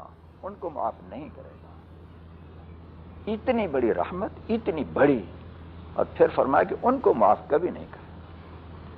تو 7 قسم کی نافرمانیاں جن کو دیکھتے ہوئے جل جل کر درد اٹھے اور میں نکلا ہوں گھر سے، وہ بتانا چاہتا ہوں کہ وہ کیا. تو ایک بات تو یہ کہ بغاوتیں، کھلی ہوئی بغاوتیں. دوسری بات یہ کہ 7 قسم کی نافرمانیوں کو آج کے مسلمانوں نے گناہوں کی فہرست سے نکال دیا. شیطان خبیث بڑا ہوشیار ہے، بہت ہوشیار ہے، اتنا ہوشیار ہے کہ کچھ نہ کرے. وہ مسلمانوں کو گمراہ کرنے کے لیے یہ سبق دیتا ہے کہ دیکھو بیٹو، وہ بیٹے ہیں نا اس کے، اپنی اولاد سمجھ گئے، دیکھو بچوں، بیٹو، جو گناہ معاشرے میں داخل ہو گئے اور ان میں مزہ آتا ہے، مزہ، اور سارا معاشرہ ویسے بن گیا، تو اگر تم اس کے خلاف کرو گے تو تکلیف بھی ہوگی، مزے بھی چھوڑنے پڑیں گے، اور لوگ بھی کچھ تانے دیں گے کہ اس کو کیا ہو گیا، کیا ہو گیا۔ تو دیکھو بیٹو، ان چیزوں کو گناہ کی فہرست سے نکال ڈالو، یہ تو گناہ ہے ہی نہیں۔ اگر کوئی سرپھرا یہ کہہ دے کہ تم یہ گناہ کر رہے تو وہ ارے یہ بھی کوئی گناہ ہے، یہ تو گناہ ہے ہی نہیں، ہم تو بڑے پار صاحب، بڑے ولی اللہ ہیں، بس یوں کر کے۔ تو 7 قسم کی نافرمانیاں جو بتاؤں گا، وہ ایک تو وجہ یہ پھر سن لے کہ بغاوتیں ہیں، جس بغاوت کے بارے میں اعلان فرما دیا کہ ہرگز معاف نہیں ہوگی، اور دوسری یہ کہ ان کو گناہوں کی فہرست سے نکال ڈالا ہے۔ اب گن لیں کیا کیا نافرمانیاں ہیں وہ۔ ایک، داڑھی ایک مٹھی سے کم کرنا حرام ہے۔ تفصیل سب کی بعد میں بتاؤں گا، پہلے 7 نمبر تو لگ جائیں، اس لیے کہ تفصیل بتاتے 1-2 بھی وقت گزر جائے تو 7 کا پتہ تو چل جائے۔ نمبر 1 یہ ہو گیا۔ نمبر 2، عورتوں کا شریعت کے مطابق پردہ نہ کرنا۔ یہ جو لفظ کہہ دیا شریعت کے مطابق، تو اس کی تشریح بھی بعد میں کروں گا۔ آج کل انتہائی بے حیائی ہونے کے باوجود کہتے ہیں ہمارے ہاں تو پردہ ہے۔ یہ بھی شیطان نے چکر ڈال رکھا ہے۔ بدماشیاں کرتے رہو، بے حیائی کرتے رہو، کھلی بغاوت کرتے رہو، کہتے ہیں کہ ہمارے ہاں تو پردہ ہے، ہمارا خاندان بہت پکا پردے کا ہے۔ تفصیل بعد میں بتاؤں گا۔ نمبر 3، مردوں کے لیے ٹخنے ڈھانکنا، اس پر بہت سخت وعید ہے۔ اس کا بیان ذرا مختصر ہی کروں گا، تو اس لیے اس پر وعید تو ساتھ ہی سنا دیتا ہوں۔ حضور اکرم صلی اللہ علیہ وسلم نے فرمایا، ما اسفل من الکعبین ففی النار، جو مرد سیدھا جہنم میں۔ کتنی سخت وعید ہے، اور اس کی طرف کوئی توجہ نہیں دی جا رہی۔ نمبر 4، تصویر بنانا، کھینچنا یا بلا ضرورت شدیدہ تصویر اپنے پاس رکھنا یا تصویر کو محبت سے دیکھنا۔ تفصیل بعد میں بتاؤں۔ نمبر 5، گانا، خود گانا یا گانا سننا۔ اس کے بارے میں حضور اکرم صلی اللہ علیہ وسلم نے فرمایا کہ گانا شیطان کا پھندا ہے، جو گائے گا یا گانے سنے گا شیطان اس کے گلے میں، گردن میں پھندا ڈال کر سیدھا جہنم میں پھینک کر کے چھوڑے گا۔ گانا ہر گناہ کی بنیاد ہے، بنیاد۔ اور ساتھ یہ بات بھی ذرا خیال میں رہے، اگر میرے ذہن سے نکل جائے تو یاد دلا دیجیے گا کہ یہی گانا اور تصویر، ان پر جو لعنتیں ہیں وہ ٹی وی پر بھی ہیں۔ ٹی وی، میں ٹی وی کو ٹی بی کہا کرتا ہوں۔ ٹی وی ہے نا، ٹی وی، ہم لوگ اس کو ٹی بی کہتے ہیں۔ وہ تفصیل بعد میں بتاؤں گا انشاءاللہ تعالی۔ 5 چیزیں ہو گئیں۔ 6ٹھی چیز، سودی لین دین، بینک، انشورنس وغیرہ، اس میں جو لوگ سودی کاروبار کرتے ہیں یا اور ہر قسم کے سودی کاروبار، اس پر اللہ تعالیٰ کی طرف سے کیا کیا وعیدیں ہیں، کیا کیا وعیدیں، کیسی کیسی لعنتیں ہیں۔ مگر آج کے لوگوں نے اس کو بھی بہت معمولی سی بات سمجھ رکھا ہے۔ نمبر 7، غیبت کرنا اور سننا بہت سخت گناہ ہے۔ یہ تو میں نے گنوا دیے، اب شروع سے تفصیل۔ پھر دعا کر لیجئے، یا اللہ پوری پوری تفصیل کہلا دے اپنی رحمت سے، اور بات کو قبول فرما لے، عمل کرنے کی توفیق عطا فرما۔ داڑھی ایک مٹھی سے کم کرنا حرام ہے، کبیرہ گناہ ہے۔ پھر بغاوت بھی ہے۔ بغاوت کا مطلب جو میں نے پہلے بتایا تھا کہ دوسرے لوگ بھی ساری دنیا دیکھے کہ یہ اللہ کا نافرمان ہے، ایسا گناہ کہ سب دیکھ رہے ہیں کہ یہ اللہ کا نافرمان ہے، اس کو کہتے ہیں بغاوت اور کھلا ہوا گناہ۔ حضور اکرم صلی اللہ علیہ وسلم نے فرمایا اعفوا اللحى، داڑیاں بڑھاؤ۔ کتنی بڑھاؤ؟ دوسری حدیثوں میں یہ ثابت ہے کہ آپ نے ایک مٹھی رکھ کر زائد بال کاٹے ہیں، تو اس لیے ایک مٹھی سے زائد کے بارے میں تو اختلاف ہے کہ زائد رکھنا بہتر ہے یا کاٹ دینا بہتر ہے، تو فتویٰ اس پر ہے کہ زائد کا کاٹ دینا بہتر ہے، ایک مٹھی سے زائد کاٹنا بہتر ہے، نہیں کاٹے گا تو بھی کچھ حرج نہیں، مگر ایک مٹھی داڑھی رکھنا اجماع امت ہے، اجماع امت کے فرض ہے، اور اس سے کم کرنا کبیرہ گناہ حرام، کم کرنے کی کوئی گنجائش نہیں۔ حضور اکرم صلی اللہ علیہ وسلم کی خدمت میں کسرا بادشاہ کے دو قاصد آئے، ان کی داڑیاں منڈی ہوئی تھیں۔ حضور اکرم صلی اللہ علیہ وسلم نے ان سے چہرہ مبارک پھیر لیا، ان کی صورتوں کو دیکھنا گوارا نہیں کیا۔ ان سے پوچھا کہ داڑھی منڈانے کا حکم کس نے دیا ہے؟ تو انہوں نے کہا کہ ہمارے رب کسرا نے، وہ اپنے بادشاہ کو رب کہتے تھے، رب تھا ان کا، ہمارے رب کسرا نے حکم دیا ہے۔ حضور اکرم صلی اللہ علیہ وسلم نے فرمایا کہ میرے رب نے تو یہ حکم دیا کہ داڑیاں بڑھاؤ۔ بات اصل یہ ہے کہ آج کل کے مسلمانوں کا زیادہ قصور اس لیے نہیں کہ ان کو یہ باتیں کسی نے بتائی ہی نہیں، پھر بات میرے ذہن سے نکل نہ جائے۔ وہ انگلینڈ کا دورہ کر کے 1 مہینہ تقریباً وہاں رہا ہوں، اور جہاں بھی جاتا ہوں ایک مہم لے کر آؤں، ایک ہی مہم، یہ 7 باتیں۔ اس لیے یہ نہیں ہے کہ جب ایک جگہ یہ بتا دی تو دوسری جگہ دوسری باتیں بتاؤ اور باتیں، وہ تو ساری دنیا میں جہاں گیا اور جہاں جاؤں گا یہی بتاؤں گا، یہی بتاؤں گا، یہی بتاؤں گا۔ اسی درد نے تو مجھے گھر سے نکالا ہے۔ تو انگلینڈ میں جتنے بیان کیے بحمداللہ تعالی بے شمار لوگ آ کر بتاتے رہے ہم نے داڑھی رکھ لی، ہم نے رکھ لی، ہم نے رکھ لی، ہم نے رکھ لی، بے شمار لوگ آ کر بتاتے رہے۔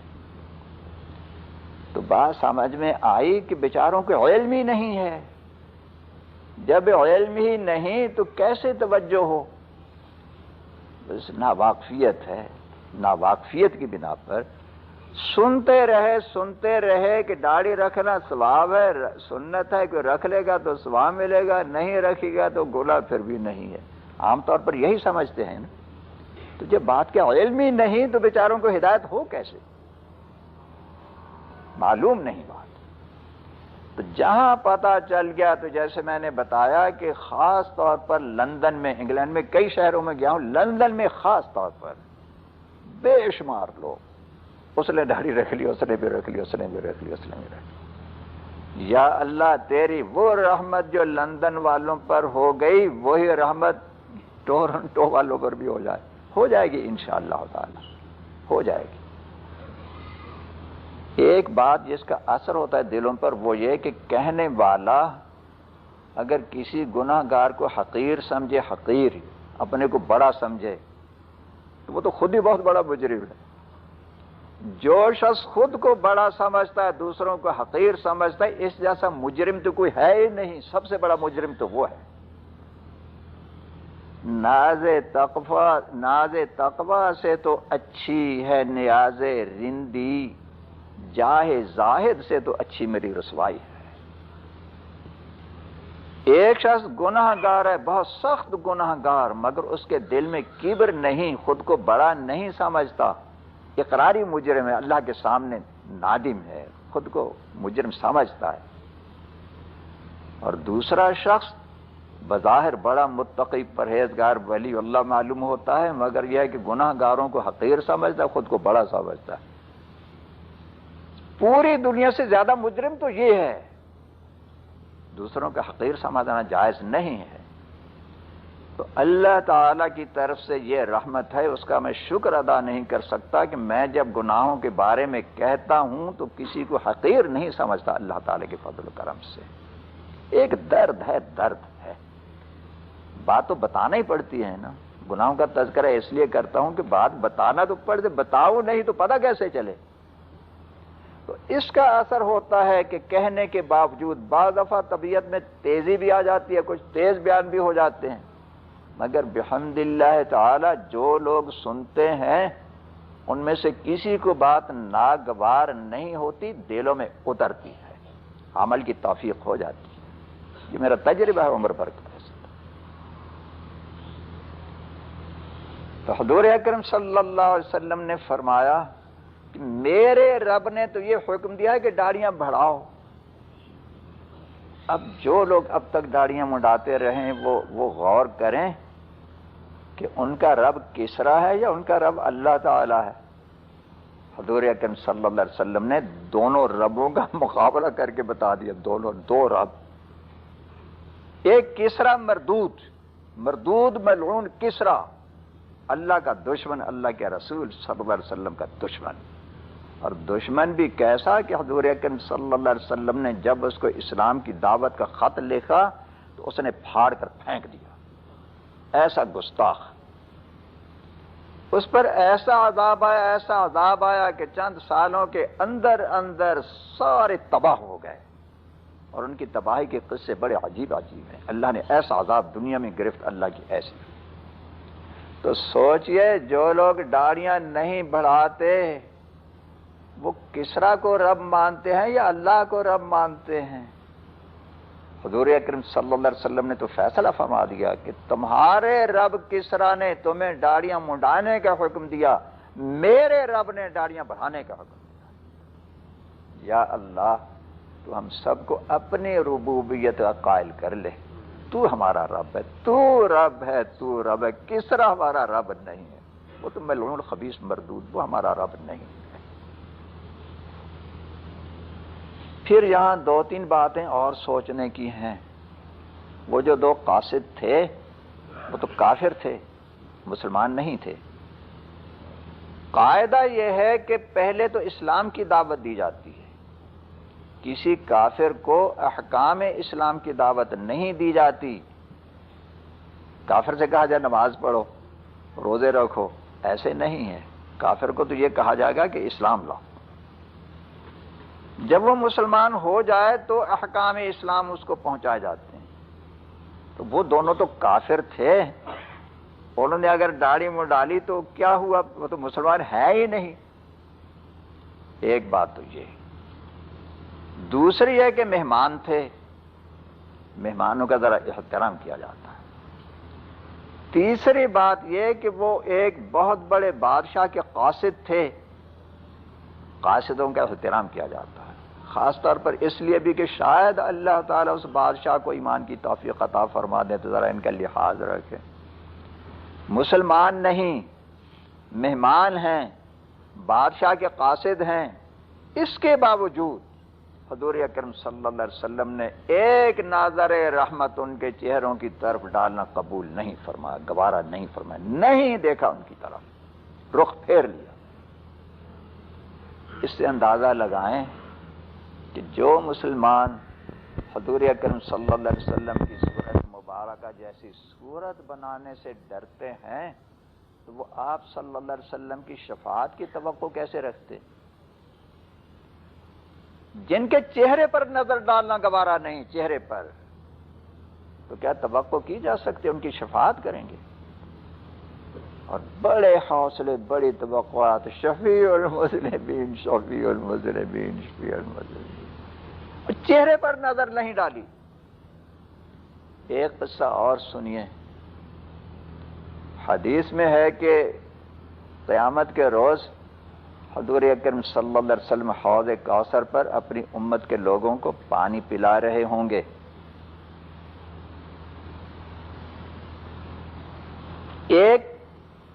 ایک قوم آئے گی، فرشتے ان کو روکیں گے.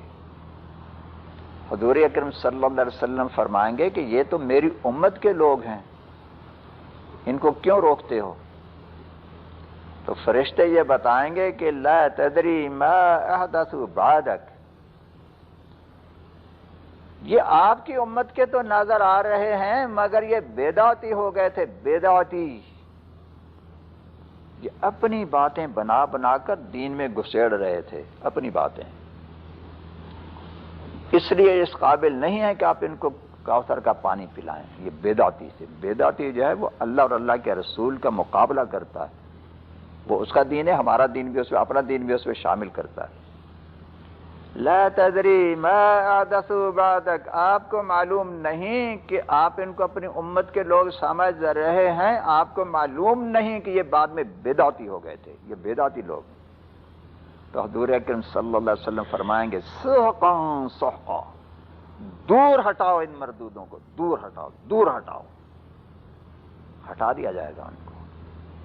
یہاں سوچنے کی بات یہ ہے کہ جن کو دیکھ کر حضور اکرم صلی اللہ علیہ وسلم کو اشتباہ ہوگا کہ یہ میری امت کے لوگ ہیں، تو ان کی داڑیاں تو ہوں گی نا، تبھی تو اشتباہ ہوگا۔ داڑیوں والے داڑھی سے تو سمجھیں گے کہ میری امت کے لوگ ہیں، تو یہ شبہ ہوگا اور پوچھیں گے کیوں ہٹا رہے ہو، تو جواب ملے گا کہ بدعتی ہے، تو فرمائیں گے اچھا لے جاؤ ان کو، داڑھیوں سے رہتی جہنم میں۔ اور جن کی داڑھی ہوگی ہی نہیں تو ان کی رسائی وہاں تک کیسے ہوگی؟ بات سمجھ میں آ رہی ہے؟ جن کی صورتیں حضور اکرم صلی اللہ علیہ وسلم کی صورتوں جیسی ہوں گی، امت کی صورتوں جیسی ہوں گی، تو وہ تو آگے کچھ پہنچیں گے، ان کے بارے میں شبہ ہو جائے گا اور فرشتے جواب دیں گے، ان کو پھر ہٹا دیا جائے گا۔ اور جن کی صورت ہی سے حضور اکرم صلی اللہ علیہ وسلم یہ نہ پہچان رہے ہوں کہ امت کے لوگ ہیں، تو ان کا تو سوال ہی پیدا نہیں ہوگا، وہ تو سیدھے کے سیدھے جہنم میں۔ بات سمجھ میں آ رہی ہے نا؟ ان کا تو سوال ہی پیدا نہیں ہوگا، ان کے بارے میں اشکال ہی کیسے ہوگا؟ اشکال تو یہی ہوگا کہ ان کی صورت میری امت جیسی ہیں، صورت امت جیسی ہیں۔ حضرات فقہاء کرام رحمہم اللہ تعالی فرماتے ہیں کہ ایک مٹھی سے داڑھی کم کرنے کے حرام ہونے پر پوری دنیا کے علماء کا اجماع ہے، کسی نے بھی جائز نہیں کہا، نہ کسی صحابی نے، نہ کسی تابعی نے، نہ ائمہ اربعہ میں سے کسی نے، نہ ان کے مذہب میں سے کسی عالم نے، کسی نے بھی جائز نہیں کہا۔ فرماتے ہیں وَأَمَّا الْأَخْذُ مِنْهَا وَهِيَ دُونَ ذَلِكَ كَمَا يَفْعَلُهُ الْمَغَارِبَةُ وَالْمُخَنَّثَةُ مِنَ الرِّجَالِ فَلَمْ يُبِّحْهُ أَحَدٌ۔ داڑھی ایک مٹھی سے زائد کرنے میں تو گنجائش ہے، زائد کریں یا کاٹیں، مگر ایک مٹھی سے کم کرنے کو کسی نے بھی، دنیا میں کسی عالم نے بھی اس کو جائز نہیں کہا، بالاتفاق بالاجماع حرام، حرام۔ درمیان میں جو مثال دی وہ بڑی عجیب ہے۔ فرمایا جیسے کہ ایک مٹھی سے کم کرتے ہیں اور لوگ کٹاتے ہیں، جیسے کہ مغربی لوگ، اب تو مغربی لوگ منڈاتے ہیں، تو اس زمانے میں معلوم ہوتا ہے جب فقہاء نے لکھا کہ مغربی لوگ کٹاتے ہوں گے، جیسے مغربی لوگ داڑھی کٹاتے ہیں۔ اور دوسری مثال تو اور بھی بڑی عجیب ہے، فرمایا جیسے مخنث لوگ کرتے ہیں، مخنث۔ یہ مخنث کیا ہے؟ عربی کے دو لفظ ہیں اور ان دونوں میں کچھ تھوڑا سا باہم فرق ہے، ایک ہے خنثی، دوسرا ہے مخنث۔ خنثی اس کو کہتے ہیں کہ اللہ تعالیٰ نے اس کو مرد اور عورت کے درمیان میں بنا دیا، نہ مرد نہ عورت، پیدائشی طور پر، جسے ہیجڑا کہتے ہیں۔ آپ لوگ ہیجڑے کہتے ہیں نا، سمجھتے ہیں ہیجڑا، نہ مرد نہ عورت۔ اس بیچارے کا تو کوئی قصور نہیں ہے، جیسے اللہ نے بنا دیا بنا دیا۔ اس کو کہتے ہیں عربی میں خنثی۔ دوسرا لفظ اس سے ملتا جلتا ہے مخنث۔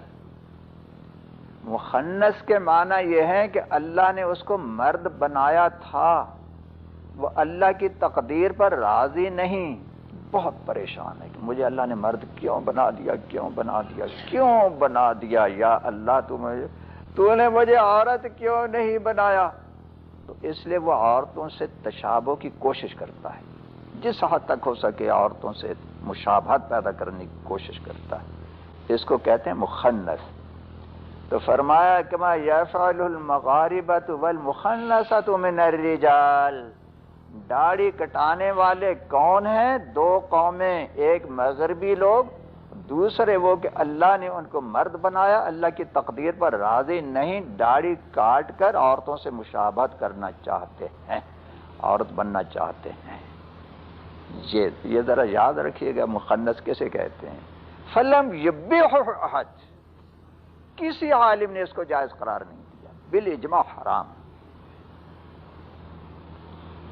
اللہ تعالی نے داڑھی کو مردوں کے لیے زینت بنایا ہے، زینت. حدیث سن لیجئے، حضور اکرم صلی اللہ علیہ وسلم نے فرمایا کہ اللہ تعالی نے فرشتوں کی ایک جماعت مستقل ایک پوری جماعت 24 گھنٹے کے لیے ایک تسبیح پر معین فرما دیا. تمہارا کام یہ ہے کہ یہی تسبیح پڑھتے رہو اور کوئی کام نہیں. 24 گھنٹے ایک تسبیح بتا دی، یہ تسبیح پڑھتے رہو، بس یہی کام ہے تمہارا. کیا؟ سبحان الذی زین الرجال باللحى والنساء بالذبائب، پاک ہے وہ اللہ جس نے مردوں کو داڑھی سے زینت دی اور جس نے عورتوں کو سر کے بالوں سے زینت دی. پاک ہے وہ اللہ. فرشتوں کو حکم ہے، ایک مستقل جماعت فرشتوں کی، تمہارا کام یہی اور کوئی کام تمہارے ذمے نہیں، یہی تسبیح پڑھتے رہو. تو اللہ تعالیٰ نے داڑھی کو مردوں کے لیے زینت بنایا، سر کے بالوں کو عورتوں کے لیے زینت بنایا، اور فرشتوں کو معین فرما دیا تسبیح پڑھتے رہو، یہ تسبیح پڑھتے. آج کل تو فرشتے بیچارے بہت پریشان ہوں گے کہ وہ نظر تو آتا نہیں ہے کچھ، نہ عورتوں کے بال نظر آتے نہ مردوں کی داڑھی نظر آتی. پریشان تو ہوتے ہی ہوں گے یار کچھ نہ کچھ. اسی زینت کی بنا پر فقہائے کرام رحمہم اللہ تعالی نے ایک مسئلہ لکھا، جو شخص کسی کی داڑھی مونڈ دے اور اس طریقے سے کہ آئندہ بال پیدا نہ ہوں، طریقے بہت سے ہوتے ہیں، کوئی ایسی دوا لگا دی یا ایسا کچھ کر دیا، ایسی داڑھی مونڈ دی کہ آئندہ کے لیے بال پیدا نہ ہو، تو اس پر اتنی ہی دیت واجب ہے جتنی کسی کے قتل کرنے پر، اور وہ ہے 100 اونٹ. 100 اونٹ اس کی سزا ہے. 100 اونٹ ادا کرے جس کی داڑھی مونڈی ہو، اس کو 100 اونٹ ادا کرے. کیوں؟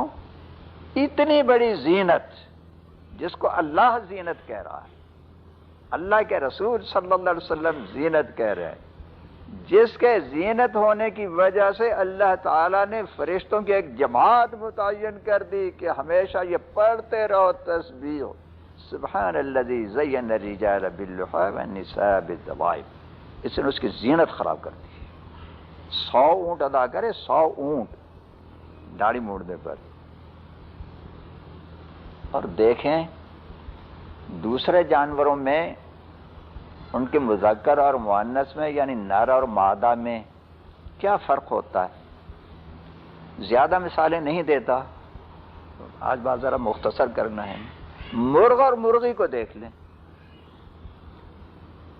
مرغ میں زینت زیادہ ہے، مرغی میں ہے. بتائیے ذرا کس میں زینت ہے؟ مرغ میں زینت ہے. اور کس چیز سے؟ کلغی سے.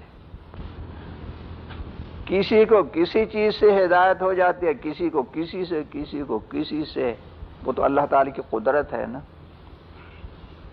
ایک شخص ہمیشہ میرے پاس آتے رہے، بیان سنتے رہے. جیسے میں نے پہلے بتایا کہ داڑھی کے بارے میں بہت کہتا ہوں، بغاوت چھوڑ دو، مگر جو ایک بار بیان میں آ گیا تو اولاً تو پہلی بار ہی اللہ اس کو ہدایت دے دیتا ہے. اور بعض لوگ ایسے بھی کہ پہلی بار نہیں تو مہینوں آتے ہی رہے، سب کچھ سنانے کے باوجود آنا چھوڑا نہیں. اللہ کی رحمت ہوتی ہے. وہ بات وہی کہ جس کے دل میں درد ہوتا ہے، کوئی درد سے کہتا ہے، محبت سے کہتا ہے، تو اس میں اگر تیزی بھی آ جائے تو وہ درد کا اثر ہوتا ہے. لوگوں کو بات ناگوار نہیں ہوتی، آتے رہتے ہیں، وہ سارا کچھ سہتے رہتے ہیں جو کچھ بھی کہتا ہوں. ابھی چند مہینوں کی بات ہے، 2 بھائی آئے، کہنے لگے جب ہم آپ کی مجلس میں آتے تھے اور آپ کی داڑھی کے بارے میں کہتے تھے تو ہم بہت ڈرتے تھے. اور اب اللہ تعالیٰ نے ہمیں ہدایت دے دی تو اب ہم یہ کہتے ہیں کہ آپ بہت کم کہتے ہیں، بہت زیادہ کہا کریں اور بہت سختی سے کہا کریں، کہتے اب بات سمجھ میں آئی۔ تو کیوں کہنے والے کو درد ہوتا ہے کہ یا اللہ میرے بھائیوں کو جہنم سے بچا لے، دنیا کی جہنم سے بھی، آخرت کی جہنم سے بھی، میرے بھائیوں کو بچا لے جہنم سے۔ یہ ایک درد ہے، اس کا اثر ہوتا ہے۔ تو ایک شخص نے اپنے حالات میں لکھا کہ میں کئی مہینوں سے آپ کے واعظ میں آتا رہا، کئی مہینوں سے، اور داڑھی پر جب بھی بیان ہوتے تو وہ وقتی طور پر ذرا تھوڑی سی نرامت ہوتی، مگر وہ توفیق نہیں ہو رہی تھی۔ مگر یہ بتایا کہ اس بار آپ نے ایک تھوڑی سی بات کہی تو اس نے کام بنا دیا۔ وہ اللہ جس چیز سے کام ہے، وہ تو سب کچھ اللہ تعالیٰ کے قدرت میں ہے نا، جس چیز سے کام بنا دے۔ تو اس نے بڑا عجیب قصہ لکھا، خط دیا اس نے، بڑا عجیب قصہ لکھا۔ کہتے اس بار آپ نے اپنے وعظ میں یہ کہا کہ اگر مرغ کی داڑھی کا، مرغ کی اگر کلغی کاٹ دی جائے تو وہ کیا لگے گا؟ مرغی لگے گا، مرغی۔ فرق تو وہی ہے نا، کلغی کاٹ دی تو مرغی لگے گا۔ پھر اگر کسی مرغ کو اشتباہ ہو گیا تو کیا بنے گا؟ ارے شاباش، اس کے دل میں یہ بات اتر گئی، کہتے میں نے توبہ کر لیا، نہ کبھی داڑھی نہیں مڈاؤں۔ ہاں، جو بات جس کے دل میں اللہ تعالیٰ لگا دے، قرآن سے اس کو ہدایت، نوی حدیث سے، نوی فقہ سے، نوی محبت کی باتوں سے، نوی لگی تو یہ بات لگ گئی۔ سب کچھ اللہ تعالیٰ کے اختیار میں ہے۔ اور ایک بات یہ سوچیں کہ جس کے دل میں اللہ کے حبیب صلی اللہ علیہ وسلم کی صورت مبارکہ سے نفرت ہو، صورت مبارکہ سے نفرت، کیا اس میں ایمان رہ سکتا ہے؟ صورت سے نفرت، ایمان کہاں رہا؟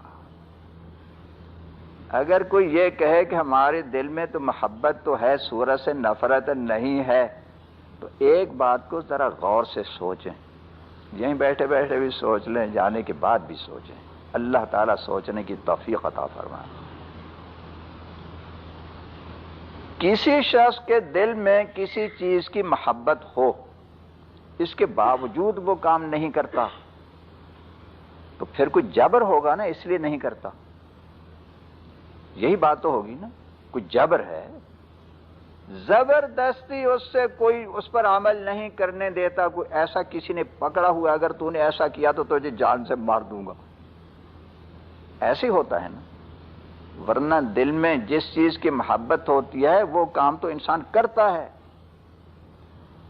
اگر داڑھی نہ رکھنے والوں کے دلوں میں حضور اکرم صلی اللہ علیہ وسلم کی صورت مبارکہ سے نفرت نہیں ہے تو مجھے یہ بتائیں کہ وہ کون سی طاقت ہے جو ان کو داڑھی نہیں رکھنے دیتی؟ آخر پھر کون سی طاقت ہے؟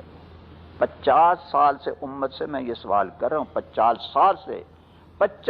سال سے پوچھ رہا ہوں کہ کسی نے گردن پر کوئی تلوار رکھی ہوئی ہے کہ اگر تو داڑھی رکھے گا تو تجھے ذبح کر دوں گا؟ ہے کسی نے تلوار رکھی ہے؟ مجھے تو نظر نہیں آتی۔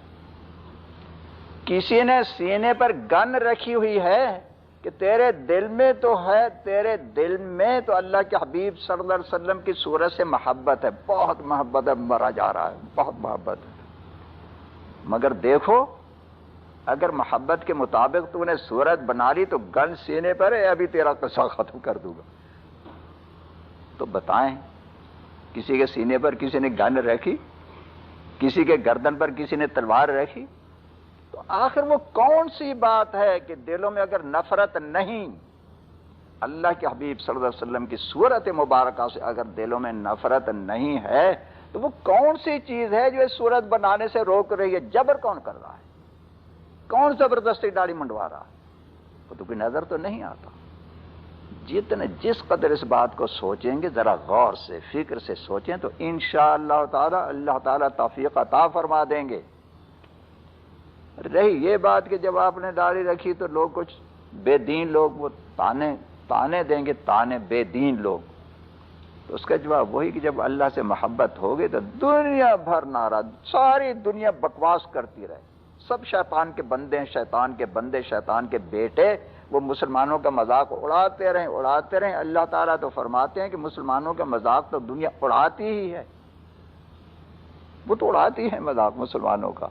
جب جہنم میں گرائے جائیں گے تو پتہ چلے گا کہ یہ مذاق جو اڑاتے تھے مسلمانوں کا تو کیوں اڑاتے تھے. ایک بات اور کچھ لوگ کہہ دیتے ہیں، کہتے ہیں کہ داڑھی ہم اس لیے نہیں رکھتے کہ بہت سے لوگ داڑھی رکھ کر فریب دیتے ہیں، دھوکے کرتے ہیں، بدعمالیاں کرتے ہیں، تو اس سے دھوکہ ہوتا ہے، داڑھی کی توہین ہوتی ہے. یہ بھی شیطان نے ایک سبق پڑھا رکھا ہے. شیطان ملعون بڑا ہوشیار ہے، بڑے عجیب عجیب سبق پڑھاتا ہے. داڑھی رکھ کر برے کام کریں، دغا بازی جھوٹ فریب کریں داڑھی رکھ کر، تو یہ تو دھوکہ دینے جیسی بات تھی. تو ایک بات سے اس کو سمجھ لیں،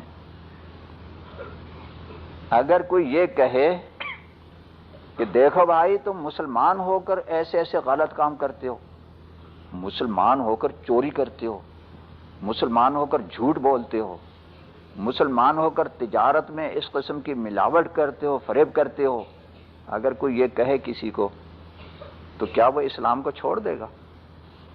اس سے ڈر کے کہ یہ کہتا ہے وہ اسلام کو چھوڑے گا یا گناہوں کو چھوڑے گا. دو کام سامنے آ گئے نا.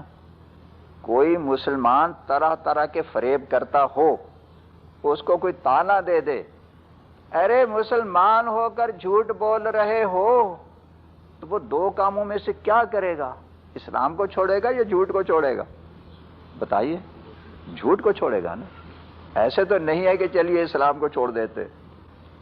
تو وہی بات یہاں کیوں نہیں لاتے؟